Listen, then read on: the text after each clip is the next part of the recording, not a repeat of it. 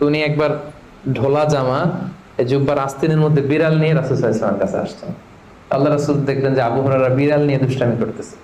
তো আল্লাহ রাসূল সাল্লাল্লাহু আলাইহি ওয়াসাল্লাম রসিকতা করে মজা করে ডাক দিলেন, ইয়া আবা হুরায়রা, এই বিড়ালের বাবা। আসলে নাম কি ছিল? আব্দুর রহমান। টাকা দরকার ছিল ইয়া আব্দুর রহমান।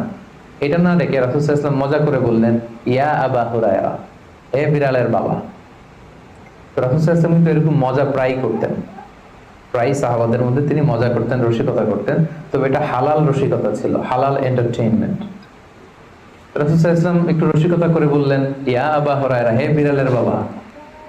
তখন থেকে আবু হুরায়রা রাদিয়াল্লাহু তাআলা আনহুকে সবাই আব্দুর রহমান না বলে বিড়ালের বাবা বলে ডাকতে শুরু করলো, সুবহানাল্লাহ। এবং উনি নিজেও এটা নিজের জন্য পছন্দ করলেন, বিড়ালের বাবা। তো ওনার নাম হচ্ছে বেসিক্যালি আব্দুর রহমান। কিন্তু যেহেতু বিড়াল নিয়ে দুষ্টামি করতেন এবং রাসূল সাল্লাল্লাহু আলাইহি ওয়াসাল্লাম একবার যখন হে বিড়ালের বাবা বলে ডাক দিলেন,